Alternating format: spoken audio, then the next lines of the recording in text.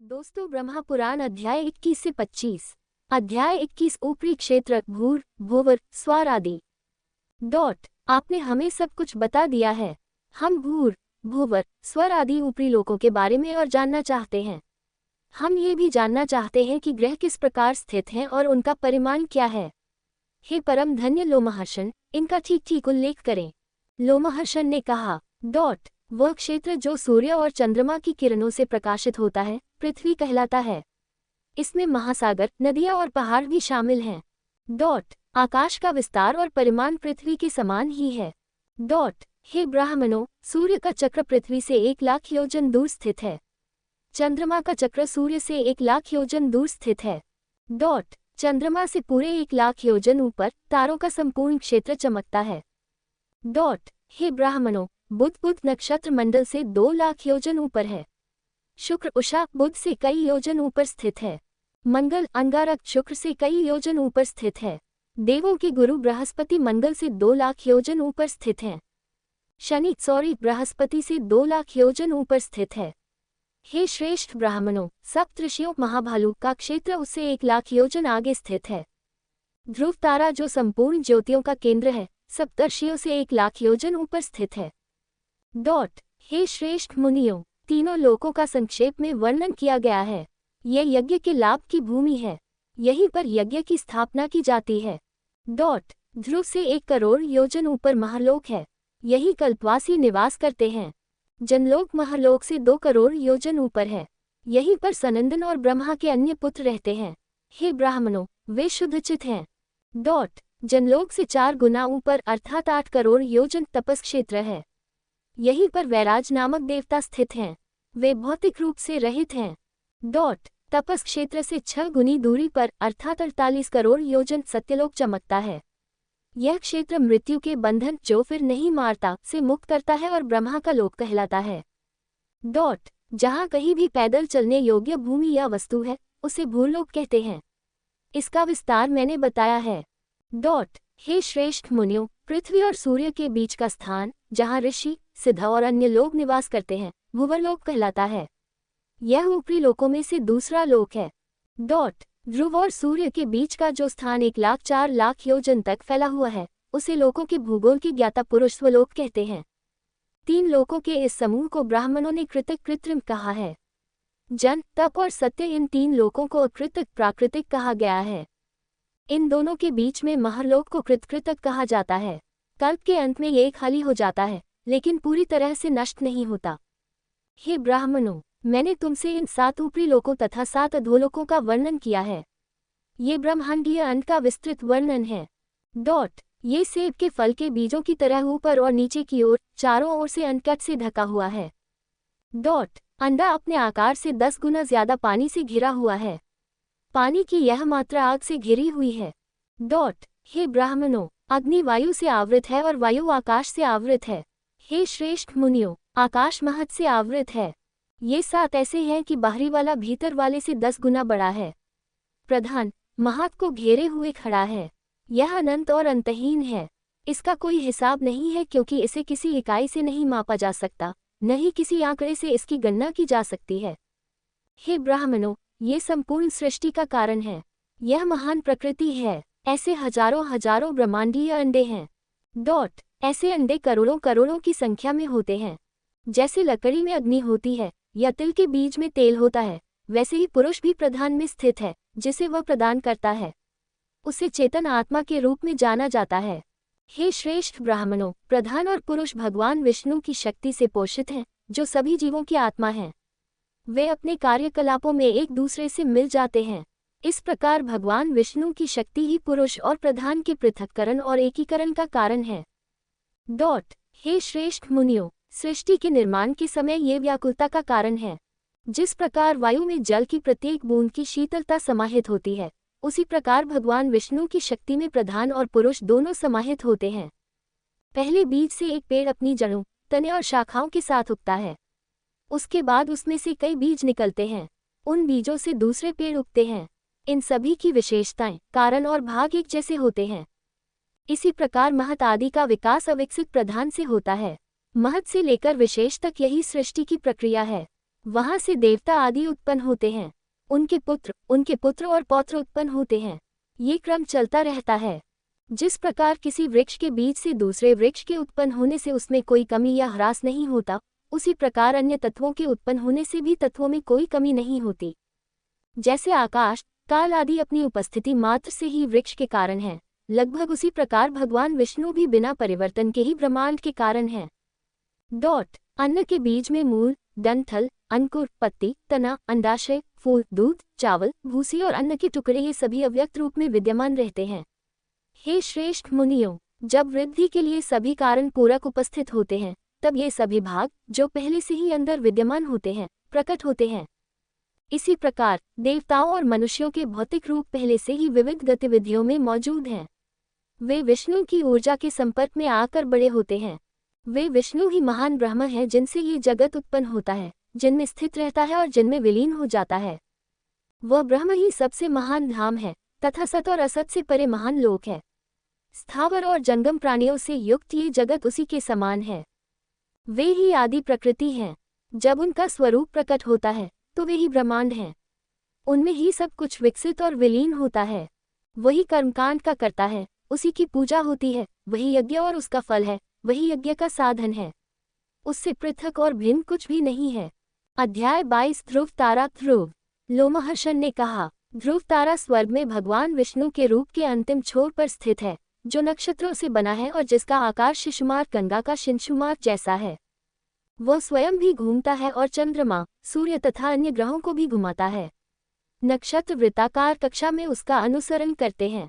ग्रहों के साथ साथ सूर्य, चंद्रमा, तारे और नक्षत्र भी गैसीय पंक्तियों और रेखाओं द्वारा ध्रुव से बंधे हुए हैं।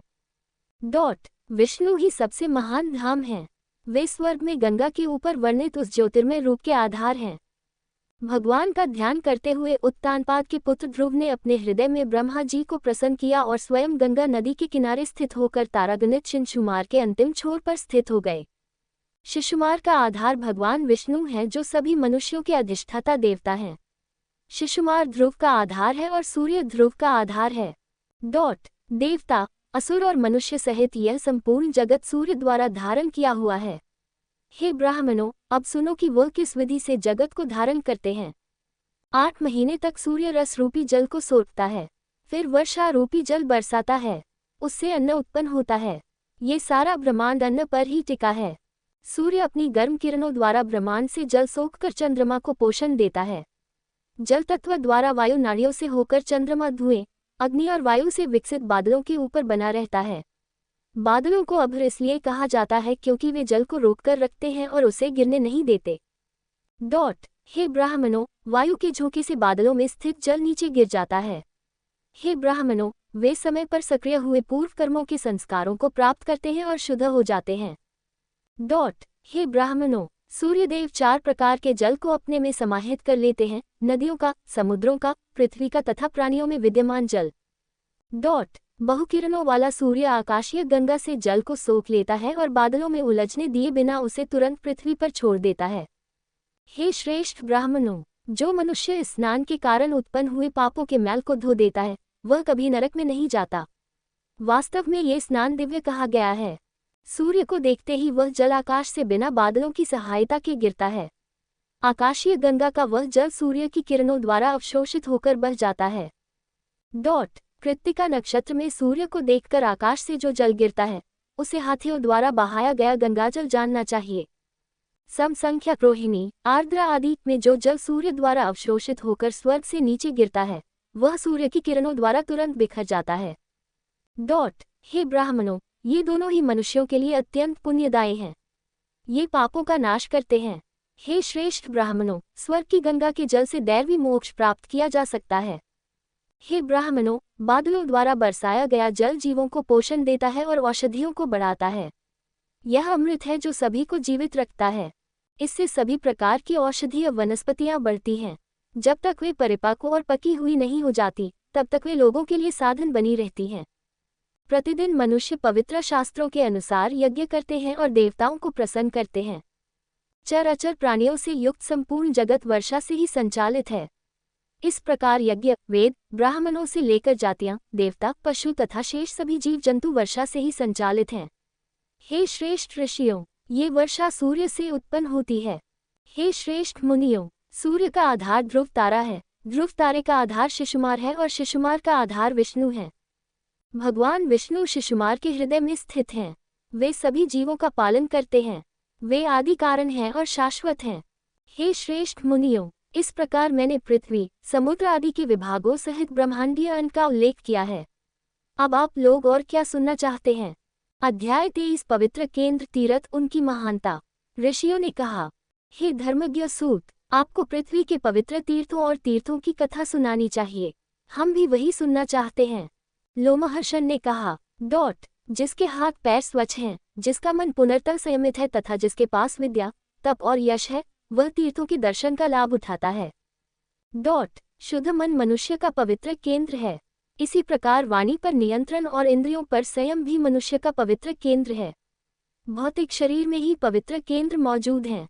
वे मनुष्य को स्वर्ग का मार्ग समझाते हैं। भीतर स्थित दुष्ट मन तीर्थ स्थानों के पवित्र जल से स्नान करने पर भी शुद्ध नहीं होता, जैसे बासी मदिरा से भरा गंदा घड़ा 100 बार जल से धोने पर भी शुद्ध नहीं हो सकता। जिसका मन दुष्ट है, जो अहंकार में आनंद लेता है या जिसने अपनी इंद्रियों पर विजय प्राप्त नहीं की है, उसे न तो तीर्थ स्थान, न दान, न पवित्र अनुष्ठान, न ही तपश्चर्याग्रह शुद्ध कर सकते हैं। जहाँ भी मनुष्य अपनी इंद्रियों को पुनर्तः वश में करके रहता है, वहाँ कुरुक्षेत्र, प्रयाग और पुष्कर के पवित्र तीर्थ विद्यमान हैं। इसलिए सुनो, हे श्रेष्ठ मुनियों, मैं पृथ्वी पर जो भी पवित्र स्थान और तीर्थ स्थान है, उनका वर्णन करूंगा। इन्हें सैकड़ों वर्षों में भी विस्तार से नहीं समझाया जा सकता। हे श्रेष्ठ ब्राह्मणों, मैं पुष्कर, नैमिषवन, प्रयाग और धर्मारण्य इन पवित्र स्थानों का उल्लेख पवित्र स्थानों में श्रेष्ठ कहूंगा। यहाँ धेनुका, कैंपक और सैंधव वन है। मेधावी सागरण्य वन, दंडक वन, गया, प्रभास, श्री तीर्थ और दिव्य कंखला। भारेगुतुंग, हिरण्याक्ष, भीमकन्या, कुशस्थली, लोकार्गला, केदार और मंदार वन। महालय, कोट तीर्थ, जो पापों को दूर करता है, रूप तीर्थ, शुक्र और चक्र तीर्थ अत्यंत लाभकारी हैं। व्यास तीर्थ, सोम तीर्थ, शाखोटिक तीर्थ, कोकामुख तीर्थ और पवित्र बद्री पर्वत। सोम तीर्थ, तुनकूट, स्कदाश्रम तीर्थ, सूर्य प्रभात, धेनुसरस और 7वीं आयुष्मिका। धर्मोद्भव में कोट तीर्थ, सर्व कामिका तीर्थ, सूर्य प्रभा, महाकुंड और सोमाभिषेकन तीर्थ। महास्तोत्र, कोरका, पंचधार, त्रिधारा, सप्तधारा, एकधारा और अमरकंटक तीर्थ। शालग्राम, चक्र तीर्थ, उत्कृष्ट कदलेहरद, विद्युत प्रभा, देवहरा तीर्थ और विष्णु प्रभा। शंख प्रभा, देवकुंड, वज्रायुध तीर्थ, वस्त्रपाद, 12 पाद और लोकारोहण। स्वयंवत, भद्रबल, कौशाम, देवाकर, सारस्वत द्वीप, विजय द्वीप और कामज द्वीप। कोष्टक, प्रश्नवाचक चिन्ह कोष्टक, सोल्यान, गगोपचार, कैवरम्बना, पूर्णावत, स्नान कुंड, प्रयाग और गुहा, विष्णुपद, कन्याकुंड, वायुकुंड, जम्बूमार्ग, उत्कृष्ट पवित्र केंद्र, गभस्थित तीर्थ और स्वच्छ ययाति पतन। भाद्रवत, कोट तीर्थ, महाकालवन, महान नर्मदा तीर्थ, तीर्थ बीज और अर्बुदा। वशिष्ठ तीर्थ, प्रिय संज्ञक, वर्षिका और शानदार पंचरक सहित पंचतीर्थ। सुतीर्थ, ब्रह्मरुद्र, कन्याकुमारिका, शक्र तीर्थ, पंचद और रेणुका तीर्थ। शुद्ध पैता महातीर्थ, उत्कृष्ट रौद्रपाद, मणिमंद, कामाख्या, कृष्ण तीर्थ और कुलिंगक। श्री शुक्रयाजन, ब्रह्मलूका, पवित्र व्यास तीर्थ, पुंडरीक और उत्कृष्ट मणिमंद। दीर्घमंथ, हंसपात तीर्थ, शयन, दशाश्वमेध, केदार और तमसोद्भेद। रुद्रकूप, संयमी तीर्थ, सौत्रवनासिका, स्यमंत पंचक और ब्रह्मतीर्थ देखने में बहुत मनभावन है। पृथ्वी तीर्थ, परिप्लव, पृथुदक, दशाश्वमेधिका, साक्षिदा और विजया।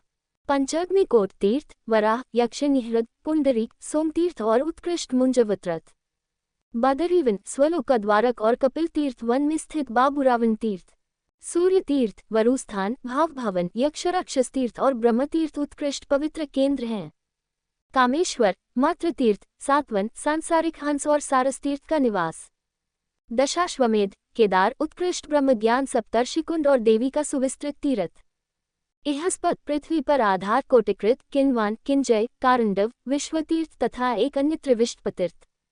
पानिक तीर्थ, मिश्रिक तीर्थ, मधुकांत तीर्थ, मनोमय तीर्थ, दिव्य कौशिकी तीर्थ और उत्कृष्ट कन्या तीर्थ। ब्रह्मतीर्थ, मनतीर्थ, पवित्र पवित्र केंद्र, सौगंधिका पवित्र वन, मणितीर्थ और सरस्वती तीर्थ। उत्तम तीर्थ, ईशान तीर्थ, पवित्र पंचयज्ञ, त्रिशूलधर, महेंद्र तथा दिव्य धाम महालया। दिव्य पवित्र केंद्र शाकंभरी तीर्थ, सुवर्णाख्य, कपिमद, क्षीरेश्वर, विरूपाक्ष, भृगु तीर्थ और कुशोद्भव।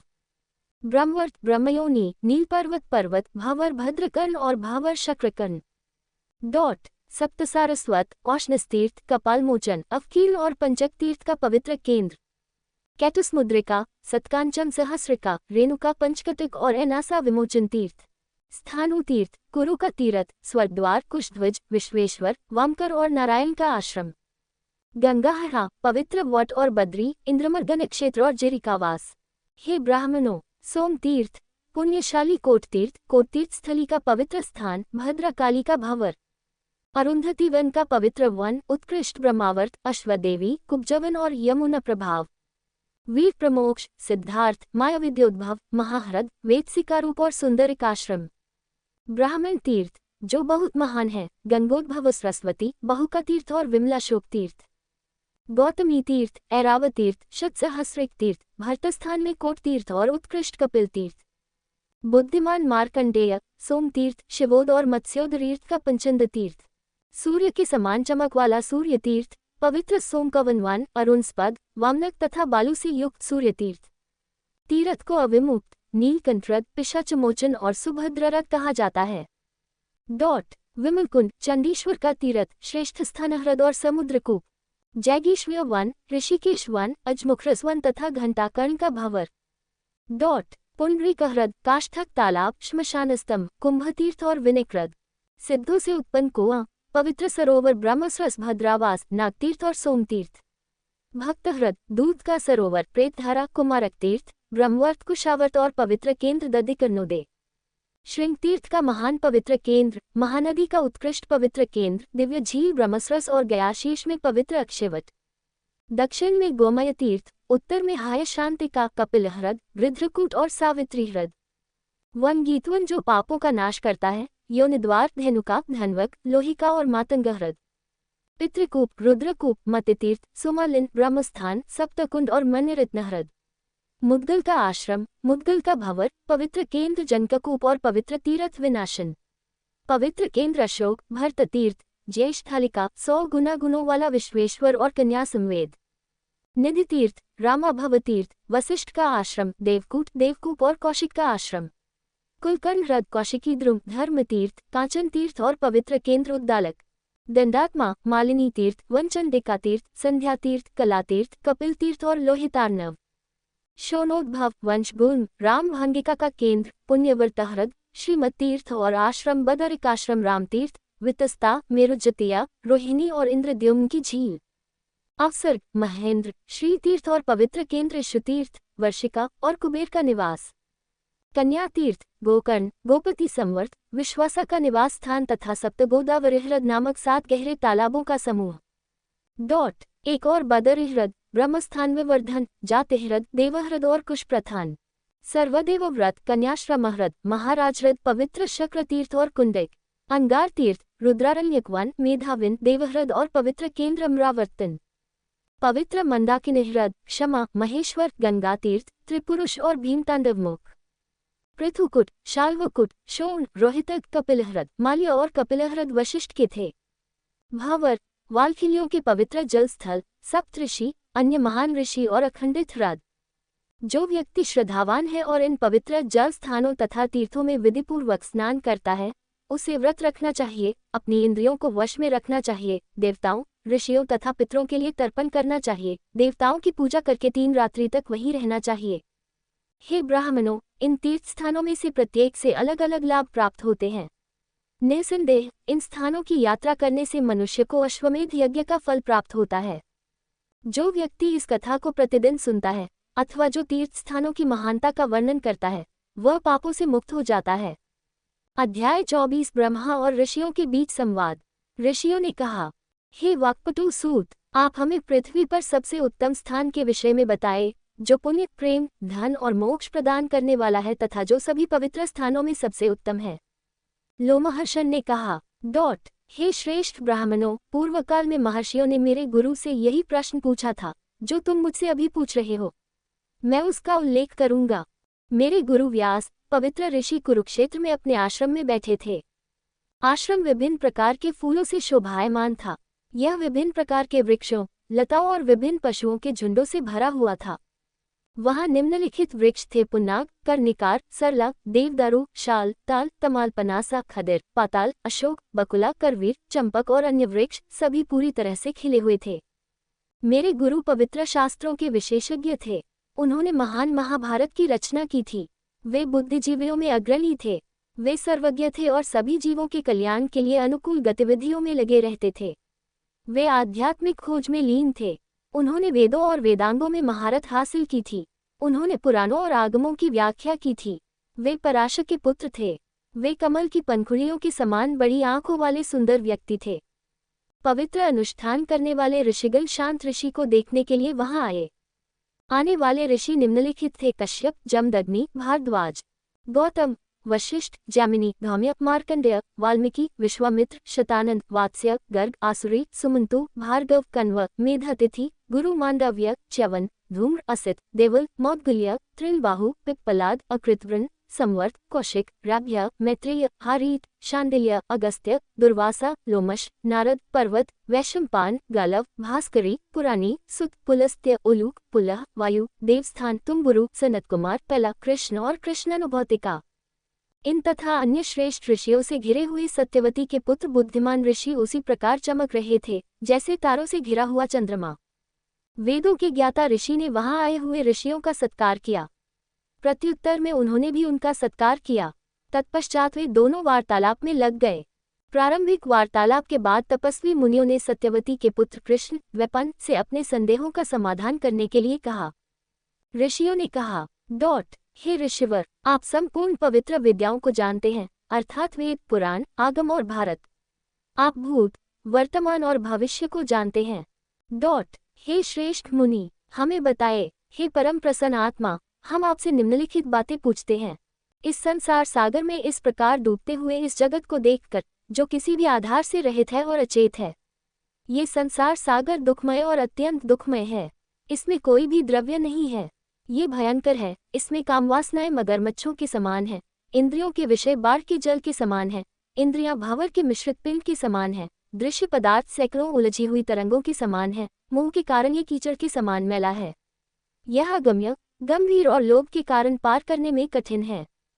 इस घोर संसार में कल्याण के लिए कौन सी बात है जिससे रोंगटे खड़े हो जाते हैं? तुम्हें चाहिए कि तुम उपदेश देकर संसार का उद्धार करो। तुम्हें उस दुर्लभ और अत्यंत महान तीर्थ का वर्णन करना चाहिए जो मोक्ष प्रदान करने वाला है। हम इस पृथ्वी पर पुण्य भूमि के विषय में सुनना चाहते हैं।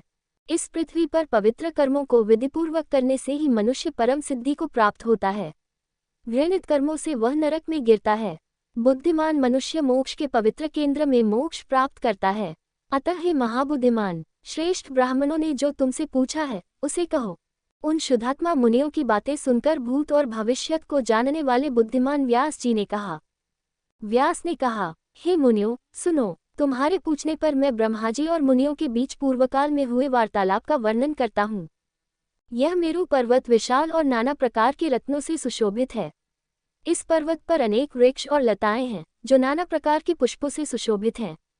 वहाँ का वातावरण नाना प्रकार के पक्षियों के कलरव से भरा हुआ है। वहाँ अनेक प्रकार के पशु और उनकी संतानें बिखरी हुई हैं। वहाँ अनेक अद्भुत और रहस्यमय वस्तुएं हैं। वहाँ विभिन्न प्रकार के रंग बिरंगे पत्थर और कंकड़ बिखरे पड़े हैं जो सभी प्रकार के खनिजों और धातुओं से अलंकृत हैं। वहाँ मुनियों से भरे हुए अनेक आश्रम हैं। वहाँ चतुर्मुख भगवान बैठे थे। वे ही ब्रह्मांड की उत्पत्ति के स्रोत हैं। लोकों के स्वामी और आधार होने के कारण वे सभी के द्वारा नमस्कार के योग्य हैं। तब वे देवों, दानवों, गंधर्वों, यक्षों, विद्याधरों, नागों, ऋषियों, सिद्धों, अप्सराओं और अन्य स्वर्गवासियों से घिरे हुए थे। उनमें से कुछ उनकी स्तुति कर रहे थे। कुछ लोग वाद्य बजा रहे थे और उनकी स्तुति में गीत गा रहे थे।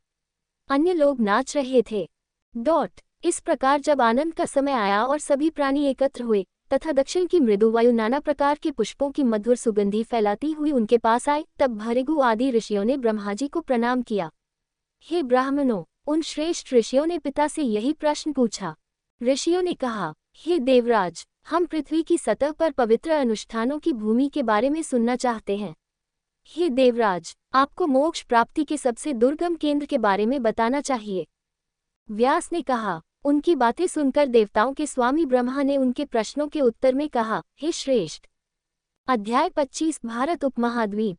ब्रह्मा ने कहा, हे ऋषियों, अब मैं जो कहने जा रहा हूँ उसे आप सुनिए। ये वेदों से जुड़ा एक शानदार प्राचीन पारंपरिक विवरण है। ये सांसारिक सुख और मोक्ष प्रदान करता है। भारतवर्ष संपूर्ण पृथ्वी पर पवित्र कर्मों की भूमि है। स्वर्ग और नरक उन पवित्र कर्मों का फल प्राप्त करने की भूमि है। हे ब्राह्मणों, उस उपमहाद्वीप में पाप करने या पवित्र अनुष्ठान करने से मनुष्य को उसका फल अवश्य मिलता है, चाहे वह शुभ हो या अशुभ। इसमें कोई संदेह नहीं है कि उस उपमहाद्वीप में अपने नियत कर्तव्यों का पालन करके पूर्ण संयमी ब्राह्मण तथा अन्य लोग सर्वोच्च सफलता प्राप्त करते हैं। हे श्रेष्ठ ब्राह्मणों, उस वर्ष में संयमी व्यक्ति पुण्य, धन, प्रेम और मोक्ष सब कुछ प्राप्त कर लेता है। हे श्रेष्ठ ब्राह्मणों, इंद्र आदि देवताओं ने उस उपमहाद्वीप में उत्तम पवित्र अनुष्ठान करके देवता का पद प्राप्त किया है। अन्य लोग भी उसी वर्ष मोक्ष प्राप्त कर चुके थे। वे अपनी इंद्रियों पर नियंत्रण रखते थे। वे काम और अभद्र प्रतिद्वंद्विता से रहित थे। जो मनुष्य व्याधियों से रहित हैं और जो हवाई रथों के साथ स्वर्ग में रहते हैं, उन्होंने पहले भारत भूमि में उत्तम पवित्र अनुष्ठान किए थे और स्वर्ग प्राप्त किया था। देवता हमेशा भारत में निवास की कामना करते हैं, जिससे उन्हें स्वर्गीय सुख और मोक्ष का लाभ मिले। वे अक्सर कहते थे, हे, हम भारत में कब आएंगे? हे देवों में श्रेष्ठ, आपने अभी कहा है कि भारतवर्ष को छोड़कर पवित्र या अपवित्र कर्म पुण्य या पाप के लिए अनुकूल नहीं है। लेकिन ऐसा लगता है कि अन्यत्र मनुष्यों को पवित्र कर्म करने का आदेश नहीं दिया गया है। इसलिए हे ब्रह्मा, यदि आप हम पर कृपा करते हैं तो हमें भारतवर्ष का विस्तार से वर्णन करें। हे प्रभु, सब कुछ बताएं कि यह उपमहाद्वीप कैसे स्थित है। यहाँ महाद्वीपीय पर्वत कौन कौन से हैं? इसके विभाग क्या हैं? ब्रह्मा ने कहा, हे ब्राह्मणों, सुनो, भारतवर्ष में 9 उपविभाग हैं जो समुद्रों से अलग हैं। वे एक दूसरे के बराबर हैं। वे हैं इंद्रद्वीप, कसेरु, ताम्रवर्ण, ताम्रपर्ण, कभस्त्यमान, नागद्वीप, सौम्य, गंधर्व और वरुण। समुद्र से घिरा भारत उनमें से 9वां है। ये द्वीप दक्षिण से उत्तर की ओर फैला हुआ है और 1000 योजन लंबा है। इसके पूर्व में किरात रहते हैं, पश्चिम में यवन रहते हैं। हे ब्राह्मणों, मध्य में ब्राह्मण, क्षत्रिय, वैश्य और शूद्र रहते हैं। वे पवित्र अनुष्ठानों और सांसारिक गतिविधियों जैसे कि बलिदान, युद्ध, व्यापार से पवित्र होते हैं। उनके सामान्य व्यवहार को उनके कार्यों के माध्यम से समझा जा सकता है, जो स्वर्गीय सुख और मुक्ति का कारण बनते हैं। वे इसके द्वारा पुण्य और पाप अर्जित करते हैं। यहाँ 7 कुल पर्वत है: महेंद्र, मलय, सह्य, शुक्तिमान, ऋक्ष, विंध्य और पारियात्र। इनके आसपास हजारों अन्य पर्वत हैं। वे विशाल, ऊंचे और सुंदर हैं। वे अपार हैं। उनकी चोटियां अद्भुत और विविध प्रकृति की हैं। वे हैं कोलाहल, वैभराज, मंद्रा, दर्दला, वाग्ध्वग, दैवत, मैनाक, सुरसा, तुंगप्रस्थ, नाग, गोधन, पांडुर, पुष्प, वैजंत, रायवत, अर्बुदा, श्यामुक, गोमंथा, कृच्छल, श्रीकाकोरा और सैकड़ों अन्य पर्वत। आबादी वाले इलाके इन पहाड़ों से घिरे हुए हैं। मलेच्छ इस क्षेत्र के कुछ हिस्सों में रहते हैं। इन नदियों का उत्तम जल वे लोग पीते हैं। हे श्रेष्ठ ब्राह्मणों, इन नदियों को जानो। हिमवान की तलहटी से निम्नलिखित नदियां निकलती हैं: गंगा, सरस्वती, सिंधु, चंद्रभागा, यमुना, शतद्रु, विपाशा, वितस्ता, ऐरावती, कुहु, गोमती, धुतपापा, बाहुदा, दृश्यद्वती, देविका, चक्षु, निष्ठावा, गंडकी और कौशिकी। पारियात्र पर्वत से निम्नलिखित नदियां निकलती हैं: देवस्मृति, देवावती, वाताग्नि, काली, सिंधु, वेन्या, चंदना, सदानीरा, माही, कार्मनवती, ऋषि, विदिशा, वेत्रवती, शिप्रा और द्रवंती। ऋक्ष पर्वत के नीचे से निम्नलिखित नदियां निकलती हैं: शोना, महानदी, नर्मदा, सुरथा, प्रिया, मंदाकिनी, दशान, चित्रकूटा, चित्रोत्पला, वेत्रवती, कर्मोदा, पिशाचिका, अतिलगुश्रोनी, विपाशा, श्यावला, समेरुजा, शुक्तिमती, शकुनी, त्रिदिवा और क्रमु। विंध्य पर्वत की तलहटी में निम्नलिखित नदियों का उद्गम है: शिप्रा, प्योष्णी, निर्विंध्या, तापी, वेना, वित्रनी, सिनीवाली, कुमुद्वती, तोया, महागौरी, दुर्गा और अंतःशिला। ये नदियां भव्य हैं और इनका जल पवित्र है। सह्य पर्वत की तलहटी से निम्नलिखित उत्तम नदियां निकलती हैं: गोदावरी, भीमराठी, कृष्णावनी, तुंगभद्रा, सुप्रयोगा और पापनाशिनी। मलय पर्वत से निकलने वाली शीतल जल की पवित्र नदियां हैं: कृतमाला, ताम्रपर्णी, पुष्पवती और उत्पलवती। महेंद्र पर्वत से निम्नलिखित नदियां निकलती हैं: पित्तसोमा, ऋषिकुल्या, वंजुला, त्रिदिवा, लांगालिनी और वंशक्रा। निम्नलिखित नदियां शुक्तिमान पर्वत से अपना स्रोत लेती हैं: सुविकला, कुमारी, मंदगा, मंदगामिनी, क्षय और प्योषिनी। ये नदियाँ पवित्र हैं। वे सरस्वती और गंगा के समान हैं। वे समुद्र में गिरती हैं। वे ब्रह्मांड की माताएं हैं। वे पापों को दूर कर सकती हैं। हे श्रेष्ठ ब्राह्मणों, हजारों अन्य छोटी नदियां भी हैं। उनमें से कुछ बरसात के मौसम में बहुत पानी के साथ बोते हैं। उनमें से कुछ बारहमासी नदियां हैं। मध्य भूमि में निम्नलिखित क्षेत्र शामिल हैं: मत्स्य, कुमुदमाल्य, कृतुल, काशी, कौशल, आंध्र, कलिंग, मासक और वृक।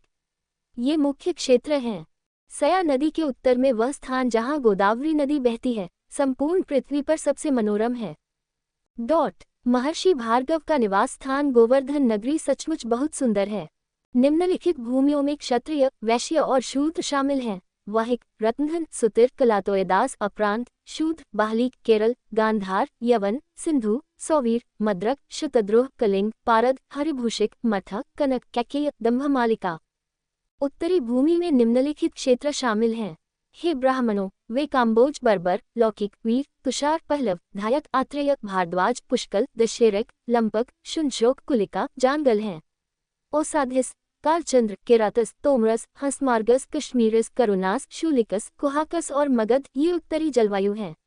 अब पूर्वी जलवायु को समझें। अंधस, वामानकुरक, वल्लभ, मखानतक, अंग, वंग, मालादास, मालवर्तिक, भद्रतुंग, प्रत्यजय, भार्यांग, अपामर्दक, प्रागज्योतिष, मद्रास, विदेह, ताम्रलिप्तक, मल, मगधक और नंद ये पूर्वी क्षेत्र हैं।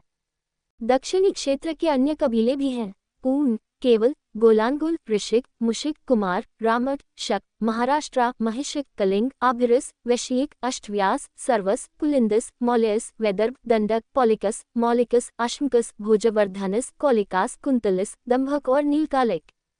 ये दक्षिणी प्रदेश हैं। अब पश्चिमी प्रदेशों को समझिए। शूरपारक, कालीधन, लोलाताल आदि पश्चिमी क्षेत्रों के निवासी हैं।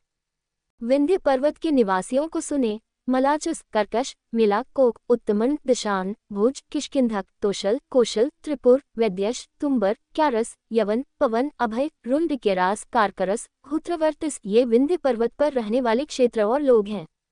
अब मैं पर्वतों पर बसे प्रदेशों का उल्लेख करूंगा। वे हैं निहारस, तुषामार्ग, कुरु, तुंगगन, खास, कर्णप्रवरण, श्रण, दर्घा, कुनिक्कस, चित्रमार्ग, माल, किरात और तोमर। यहाँ युग, कृत, त्रेता, द्वापर और कले का पालन किया जाता है। चारों युगों के लिए उपयुक्त आदेशों का सख्ती से पालन किया जाता है। ऐसा ही है भारत उपमहाद्वीप अपने उपविभागों के साथ। इसके दक्षिण, पश्चिम और पूर्व में विशाल महासागर है। हिमालय पर्वत इसके उत्तर में विशाल धनुष की डोरी की तरह खड़ा है। हे श्रेष्ठ ब्राह्मणों, ये भारतवर्ष सबका बीज है। ये ब्रह्मा की स्थिति, अमरेश इंद्र की स्थिति, देवों, मरुतों, पशुओं, यक्षों, अप्सराओं, सर्पों, सरीसृपों और अचल प्राणियों की स्थिति जैसी विभिन्न अवस्थाओं का कारण है। हे ब्राह्मणों, लोग अपने पुण्य या पाप के परिणामस्वरूप इन अवस्थाओं को प्राप्त करते हैं। हे ब्राह्मणों, इन सभी लोकों में अनुष्ठान के लिए कोई अन्य पवित्र स्थान नहीं है। हे ब्राह्मणों, सभी देवताओं की यही शाश्वत इच्छा है कि यदि हमें देवपद से उतरकर पृथ्वी पर आना है तो हम भारत को जन्मस्थान प्राप्त करें। जो काम मनुष्य करते हैं वह देवता और असुर नहीं कर सकते। मनुष्य पवित्र अनुष्ठानों में लगे रहते हैं, जबकि देवता और असुर उनके कर्मों का नाश करने में लगे रहते हैं। हे ब्राह्मणों, संपूर्ण पृथ्वी पर भारत के समान कोई अन्य उपमहाद्वीप नहीं है, जहाँ विभिन्न वर्ण ब्राह्मण, क्षत्रिय तथा अन्य अपने इच्छित लक्ष्य को प्राप्त करते हैं। श्रेष्ठ पुरुष जो परम सौभाग्यशाली हैं, भारत में जन्म लेते हैं। वे पुण्य, प्रेम, धन और मोक्ष का लाभ प्राप्त करते हैं। हे ब्राह्मणों, भारत के उत्तम गुणों का वर्णन करने में कौन समर्थ है? वहाँ तपस्या का दुर्लभ फल प्राप्त होता है। समस्त दानों का फल, समस्त यज्ञ, तीर्थों की यात्रा, ज्येष्ठों और गुरुओं की सेवा, देवताओं की प्रसन्नता के अनुष्ठान, गृहस्थ जीवन का लाभ, विविध पवित्र संस्कार, विविध पवित्र शास्त्र, अहिंसा के सद्गुण का पालन, समस्त मनोरथों का लाभ, ब्रह्मचर्य जीवन का फल, वेदों के स्वाध्याय का लाभ, वन में निवास करने का फल, सन्यासी जीवन का फल, कुआं खोदने आदि का लाभ, यज्ञ करने का लाभ तथा अन्य पवित्र अनुष्ठानों का लाभ, ये सब केवल भारत में ही प्राप्त होते हैं, अन्यत्र कहीं नहीं। हे श्रेष्ठ ब्राह्मणों, वहाँ उत्तम जीवन की कामना करके देवता सदैव प्रसन्न होते हैं। इस प्रकार उत्तम भारतवर्ष का वर्णन मैंने ठीक ठीक किया है। ये समस्त पापों को दूर करने वाला, पवित्र तथा धन प्राप्ति में सहायक है। ये बुद्धि और ज्ञान को बढ़ाने वाला है। जो मनुष्य अपनी इंद्रियों को वश में करके इस कथा को सुनता है या दोहराता है, वह पापों से मुक्त हो जाता है और विष्णु लोक को प्राप्त करता है। अगली वीडियो देखने के लिए आप चैनल सब्सक्राइब जरूर करें और लाइक करें और कमेंट करें। जय श्री ब्रह्म भगवान जी।